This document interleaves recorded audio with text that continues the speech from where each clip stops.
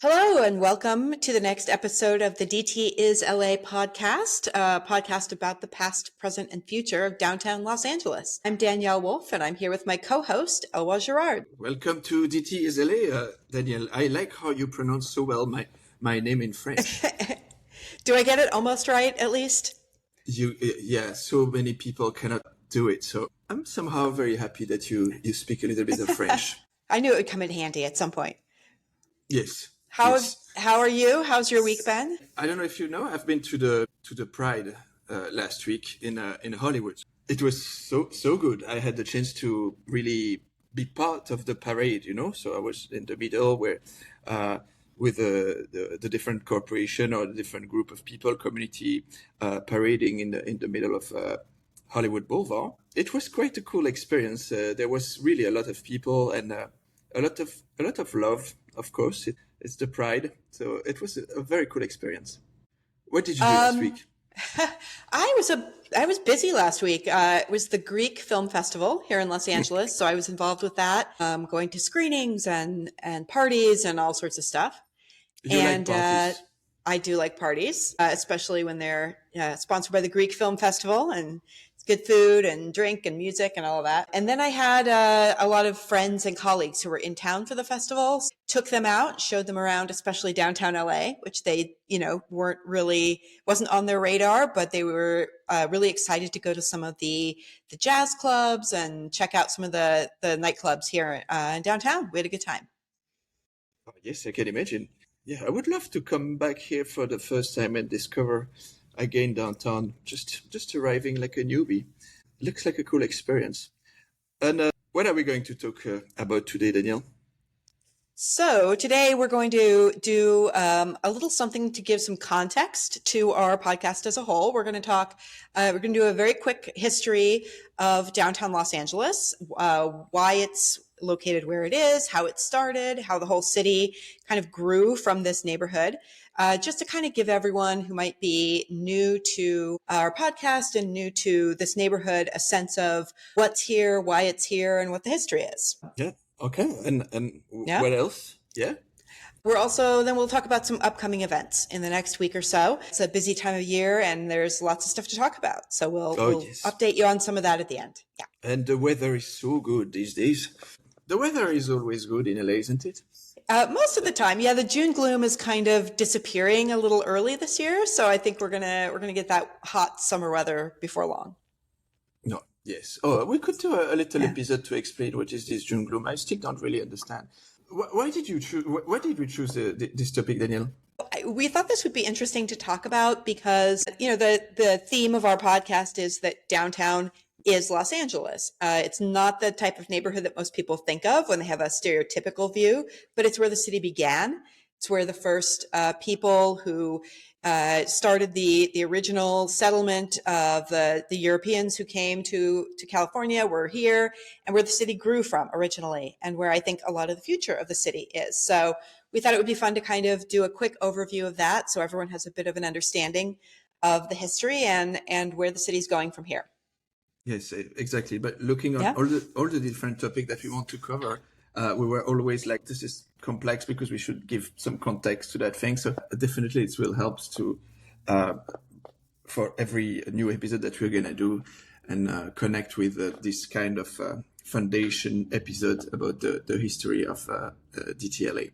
Yeah, I guess we can start, and we can start by the very early beginning. Why don't you get us started? Of course I will start. I prepared this part. Okay, great. So where does it start? We decided to start where human starts and not before that there was human in the area of LA. So the people who were living in Los Angeles for centuries before that any Europeans came were Native Americans called the Tongva. And the Tongva was a kind of the most influent group of people, culture in the whole region and probably in the whole California. And they were basically living from here downtown all up to the sea, and also in the different island like Catalina. And it was more a community of people who were very connected to the sea. So they had like canoe that was called Tamil. They were using this canoe to connect to Catalina and to do trade with other little villages. So you can imagine there was like 100 villages in this area. So it was quite a lot of people being here and living here for a few hundred years. Up to the moment where the Spanish conquistador came. Yep. I know it's your part, Daniel. You're gonna explain more about the Spanish arriving. Yeah. Just for the little story that I think is fun from the point of view of the Tongva. Yeah. You had first one of the conquistador, I forgot his name, but you maybe you know, who arrived from Catalina Island and who by boat just arrived on the coast of California and just stay for a few days and then went back on his boat, and then no other European came for 200 years. So it's a kind of a funny thing. And then the New Spain, that become Mexico after, start expanding to California. And this is where you start your part with the arrival of the Spaniards. Yes. So the Spanish first arrived from the south. They were in Latin America and what's now Mexico, and they came into what was then called Alta California around 1769. So just a few years before the American Revolution. And they came up through what's now San Diego, with an explorer and a couple of Franciscan monks, so Junipero Serra and Juan Crespi. And anyone who grew up in California and studied California history knows those names, or anyone who's visited any of the missions, the 21 missions up and down the coast, which were established all about a day's travel apart. So they're the ones who established those and started creating permanent settlements in what's now the Los Angeles area. So they established the Pueblo in 1781, which was the same time that the American Revolution was happening. So we're having our own kind of big changes on this coast. And it was founded by 44 settlers. So that was the original population of the city of LA, 44. And it was the full name of the pueblo, of the town, was called El Pueblo de Nuestra Señora la Reina de Los Angeles, the town of Our Lady, the Queen of the Angels. And the city was promoted from pueblo to a city in 1835. So that's when it actually became the city of Los Angeles. And do you know what the Los Angeles River was originally called? I don't know, but I guess you're going to tell me. I will tell you. Actually, I know, but I prefer you to pronounce it. Well, I did not study Spanish in school, so I'm doing my best. El Rio de Nuestra Señora la Reina de Los Angeles de Porciuncula, meaning the river of Our Lady, Queen of the Angels of Porciuncula, which is the town where the Franciscan monastery was in Italy. And that river is now Los Angeles River. So we've made it a little bit easier for those of us who aren't fluent in Spanish. But that's the name of the city is still officially that long version of what was the original name of the pueblo. People, once the pueblo was founded, the population started to grow. It was part of Mexico for a long time.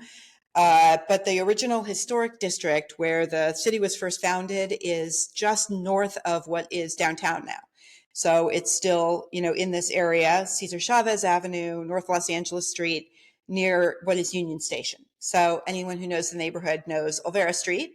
And that's where the original pueblo was established. The building called the Avila Adobe, which was constructed in 1818, is still there, actually. And it's a museum now, and you can go visit it, and it's furnished as it would have been set up in the early 1800s. So it's possible to go and kind of see what the town looked like even at that early date. And we'll put some photos of the building and of the original, the earliest photos of the city up on our Instagram and in the show notes, because it's really fascinating to take a look at it.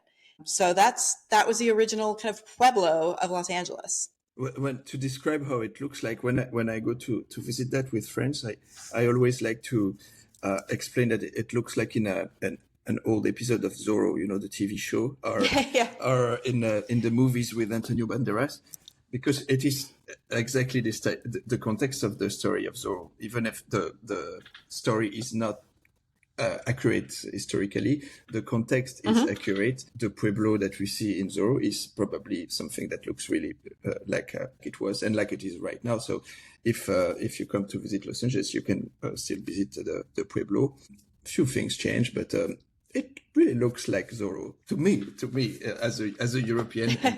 In the episode of Zorro that I was seeing in black and white on Sunday morning on French television. So the pueblo start by being New Spain, and then the people of New Spain takes their independence to be Mexico. Mexico as a state is formed is independent, like the United States takes its independence from the British. And a little bit later, I guess we'll start what we call the American era of California. This is the moment where the United States, being really focused on the 13 colonies in the east of the country, is expanding to reach the West Coast and is acquiring or invading different territories, negotiating to progressively expand the territory of the United States all up to the West Coast to become the United States that we know now. Yes?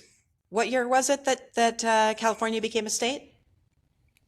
It was California was already a state belonging to Mexico. It was Alta California, and it was way bigger than it was now. But when the United States incorporated all this territory, some would say still this territory to Mexico. I guess that the borders of the state of California was decided by the United States. But maybe you know more, no? It was 1850 when California actually became a state of the United States. So until then it was part of California, and then it became a U.S. state in 1850. Yes, so it was just after that the United States took over the place. So it was this moment where more and more people were coming from the East Coast, because what was important for the government, the federal government in Washington, it was to make sure that you had like a lot of loyal people being in these new territories that was on the West Coast. Their mission right now was to really populate all the side of the United States with the people coming from the East Coast, who were more like European from the north, Germans, French, I suppose British, of course, more British and more from British descent, Irish, and probably some Belgian. Let's not forget this. A few, I suppose. Important people who were coming all from the East Coast. They were already descent, right? They were not the first. Some of them were probably first generation immigrant, but a lot of them were already here for few generations. They came here during this time when the little pueblo was just like a few hundred people during this moment, and as soon as the pueblo start being expanding and connecting to the railway of the United States, the city there was a kind of explosion in the population, and every 10 years the city was doubling. So it's a kind of this is really the moment where LA became LA. There was a lot of friction between people because a lot of these colonizers, settlers from the east who were coming were not really accepting the way of life of some Californians who were Mexican. A lot were Mexican, some were Chinese. There was a lot of history about massacre that happened with Chinese or with Mexican or with other that we will talk about in other episodes. But so it was a moment where it was really the Far West that we see in John Wayne movies. There was a sheriff. There's still a sheriff, but I mean, there was just a sheriff. But it was probably a lot of more corruption and crimes in the little emerging city that was already famous at this time. This is the moment where we are at the end of the 19th century, where the first cable car are built downtown, and the area of downtown around Broadway has been built. Everything, all these old buildings, Spring Street, Main Street, Los Angeles Street, all the way to Hill, to, everything which is around Broadway was built, what we call now the district of historic core. And was built also, cable cars and then electric streetcars. So you had a kind of extended network of tramway where you could go all around downtown and in the surrounding area. You had a train going to Santa Monica. You had a train going to San Pedro, where the harbor was built at this time. But outside of what we know as historic core now, it was quite the countryside. You could see probably some coast a little bit further. It was still a very small city at the end of the 19th century. And this is where you can tell us about what's happening in the 20th century.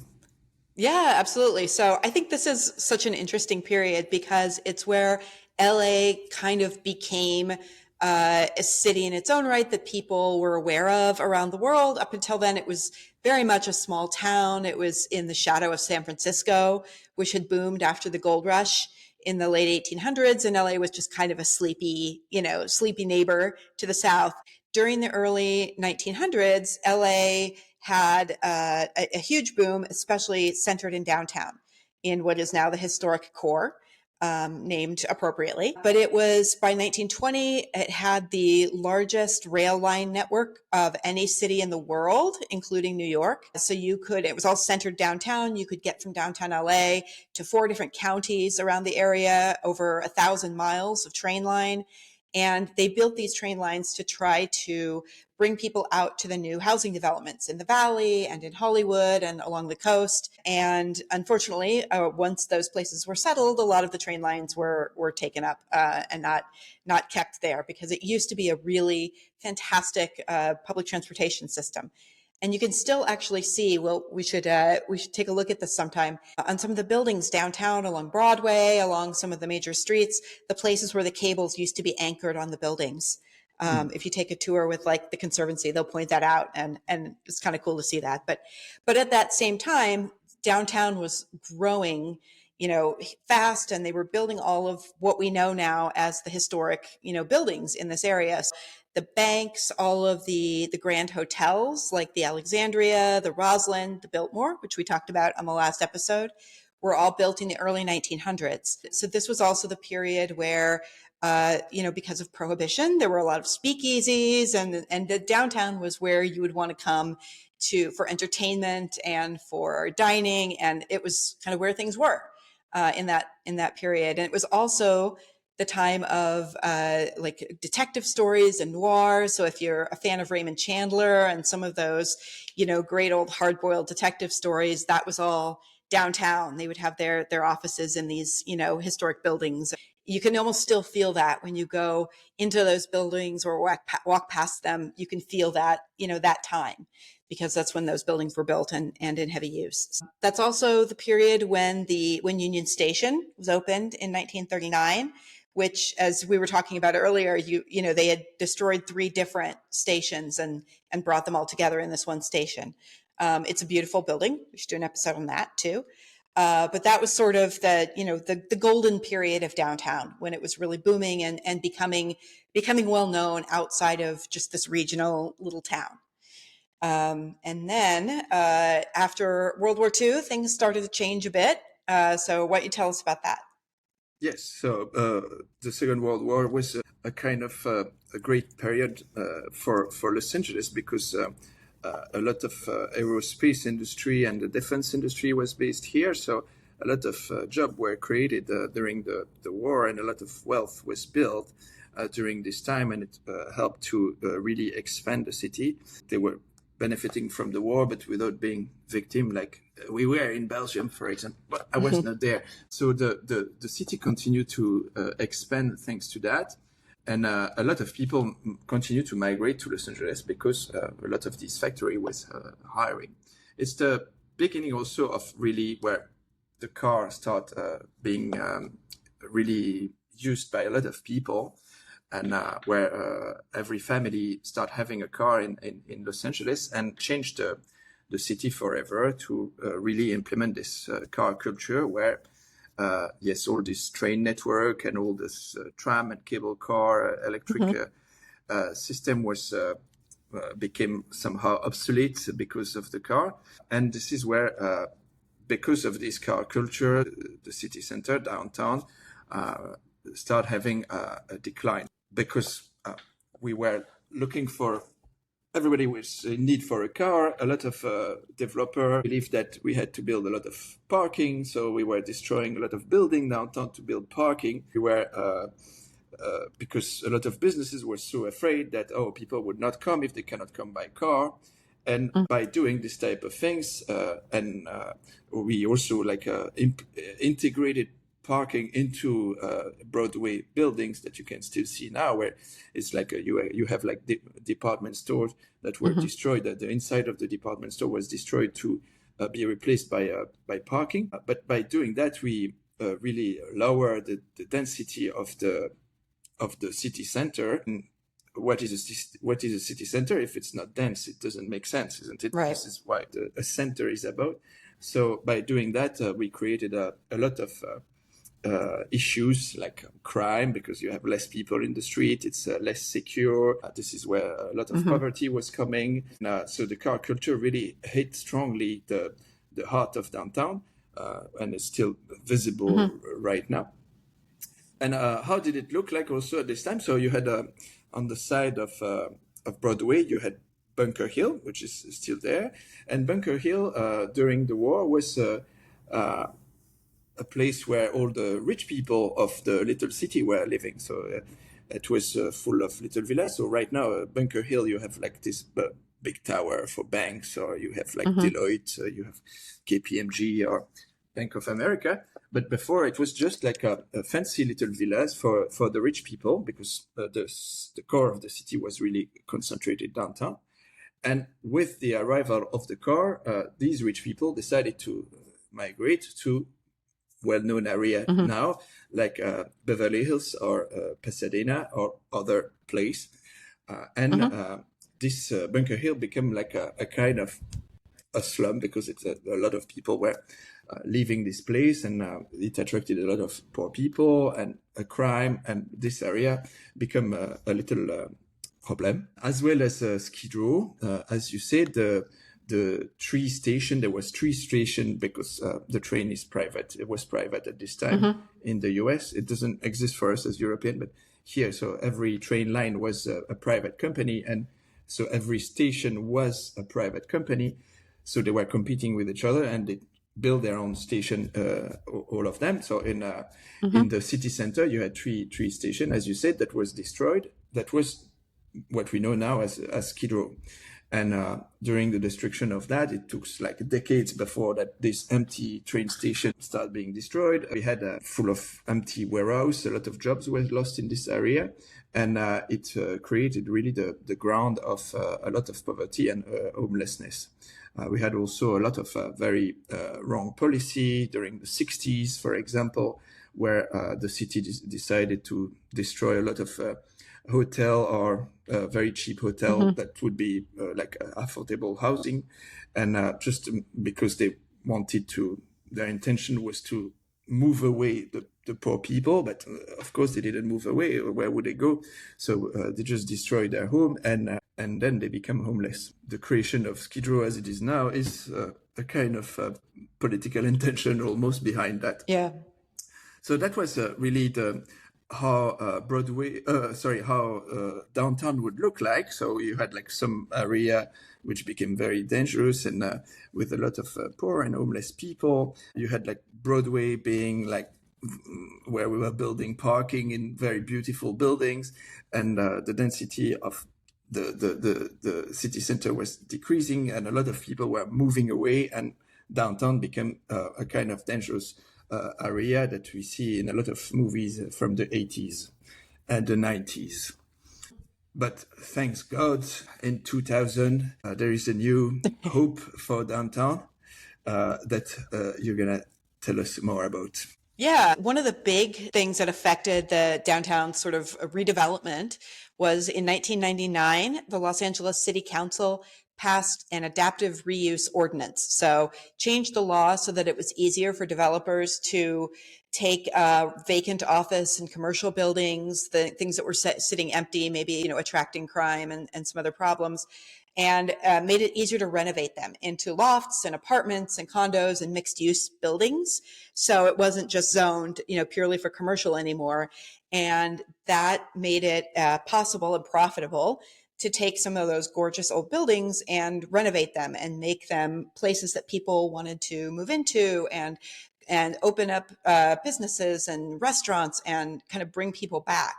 So since then, downtown has seen this kind of redevelopment as both a place to live and a place to come and go out in the evening, spend your time on the weekends at Grand Central Park or at the market. So it's really, started to kind of have a revitalization. Some of that got kind of sidetracked during the pandemic, of course, when a lot of businesses closed. And so they didn't have the business traffic during the day, and it affected a lot of the restaurants and things like that. It is starting to come back. And I think we should do a whole episode at one point about kind of the post-pandemic rebound, because a lot of cities are, struggling with how to encourage that and what is, that it's the time that it's taking for them to rebound. And LA is experiencing that too, but it is happening, luckily. So it's been this, period, a couple decades of relatively slow growth, but definitely growth. And you can see a big difference between now and, the early 2000s when it was really struggling to kind of find its footing. So I think it's such an interesting time to be here, because we're starting to see these older buildings, being used again and finding places, having it become a neighborhood where people want to live and build their lives and spend time and build a community. In the last 20 years, downtown is having the growth of what Los Angeles had 100 years ago. So it's doubling every 10 years. Downtown is the kind of new American dream. No, maybe I'm going too far. But yes, we are experiencing kind of very fast growth, and the projection are extremely also optimistic about the number of people that would live here in the future. I think you have some key figures to share on what are the demographics and who are the people, what are they doing, and how does it look like? Yeah, so we found some kind of conflicting numbers on the population downtown. Everything from 25,000 or so, which seems very low. And then another source says 85,000. And then I just looked up one that said 56,000. It's, it's somewhere in there, but that's still relatively low for, the downtown center of the second largest city in the U.S. Yes. Even if it's 80,000, it's still not a particularly dense neighborhood, which is interesting. Yes. And some of that is because, a lot of the buildings are commercial buildings still, and a lot of them are parking. For me as European, and I lived in Asia for 10 years, the city center should be a dense place where a lot of people are living. And the city center, more than half of the area is actually factory in Skid Row or in Fashion District or a warehouse, which is something that doesn't make sense for me. And the size of downtown as it is now, if we were in Asia or in Europe, I think that it would be 1 million people who would live in this area, and it would thrive. You would have a lot of high-rise building from here to our district and to the south, because it's like it's a city center. It's surrounded by the highway. It has the metro arriving here, but we still don't have that.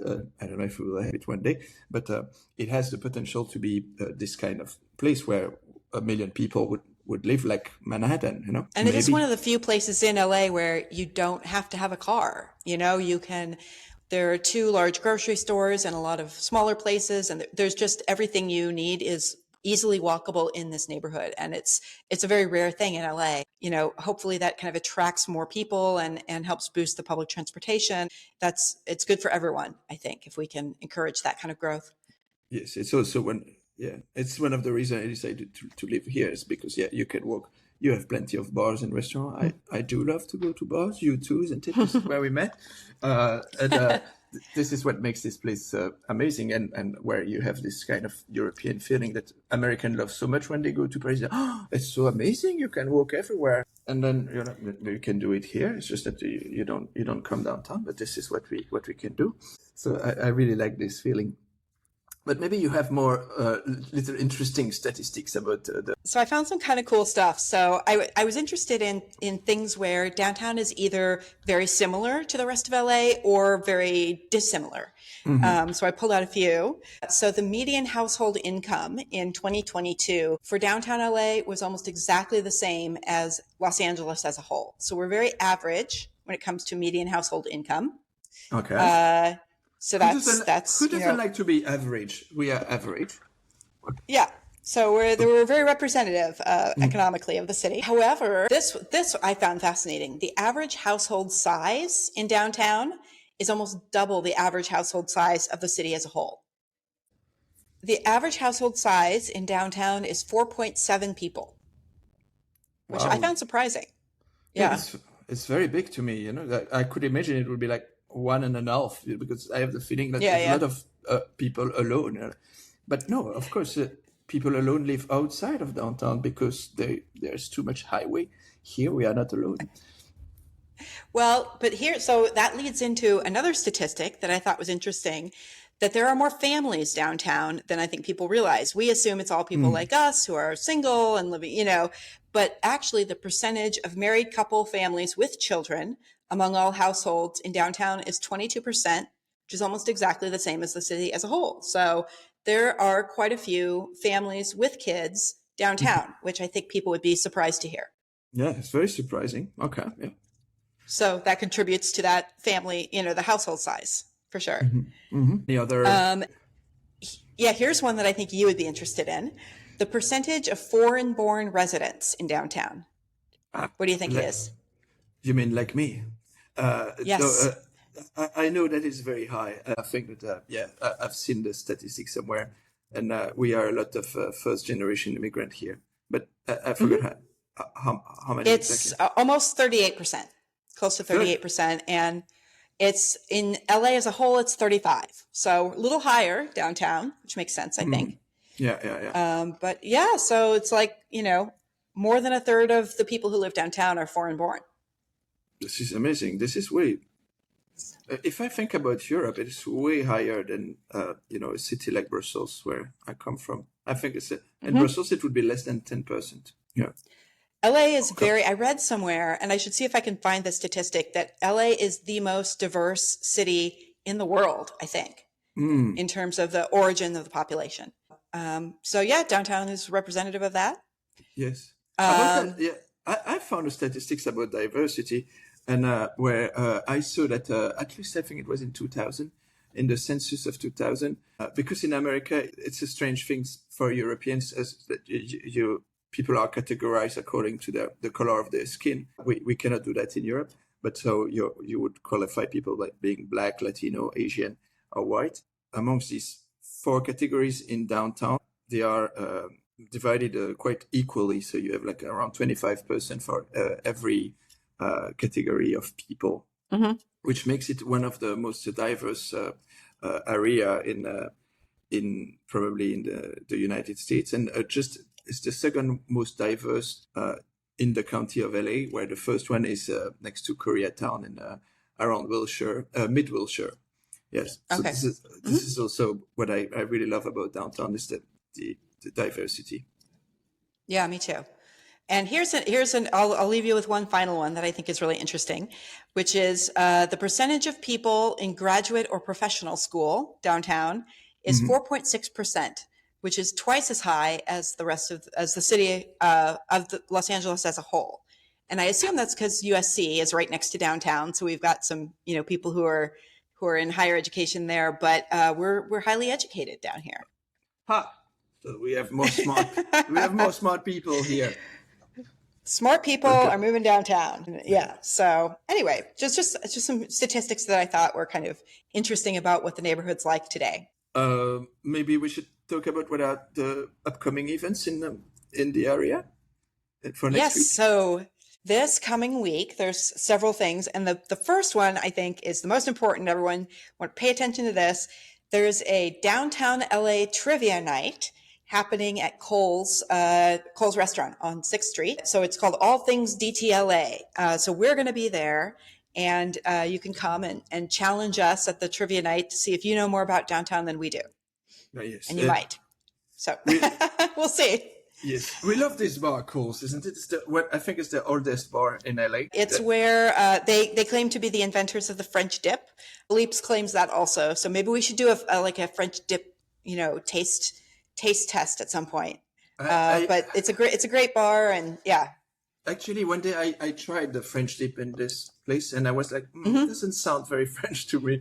But no, I don't think it's French. Yes, it's a kind of specialty of the area. But the bar is amazing. It's a very old bar, and it has a real cachet, I think.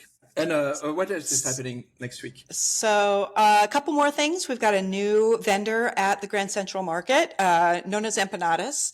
So go support them. They have fantastic empanadas. At Grand Central Market in general is great. So go check them out. Absolutely. And then, do you know the Euro Cup starts this week? Are you a fan of soccer, football? So because I am European, you think I know everything about Europe? Yeah, of course.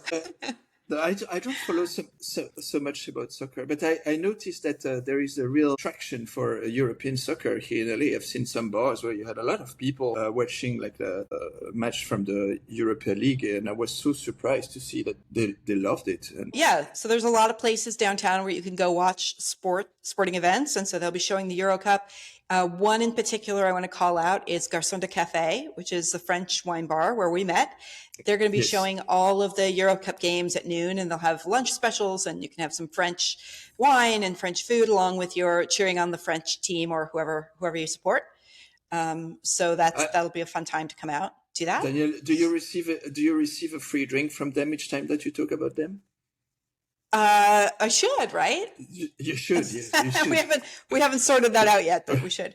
And then I'm going to mention one more thing that I thought was just kind of fun. The National History Museum, which is down here in Exposition Park downtown, has a new dinosaur skeleton that they're going to be displaying. It's green, and they're accepting nominations for the name of this new dinosaur. So if you want to have a permanent mark on downtown, you can submit a name suggestion. What are you talking about? A green dinosaur? Green bones? Yeah, so apparently it was the bones were, there's a mineral called celadonite, which got into the bones while it was, in the ground. And so they're green. So, you've got any brilliant ideas for? Okay. It's the kryptonite from Los Angeles that makes yes, exactly. The kryptonite dinosaur. You can make your mark on downtown by helping to name the dinosaur. Okay. So that's this week. I suggest the name Super Dino. All right. You submit that, and we'll see if that wins. Yeah, we'll see. Okay.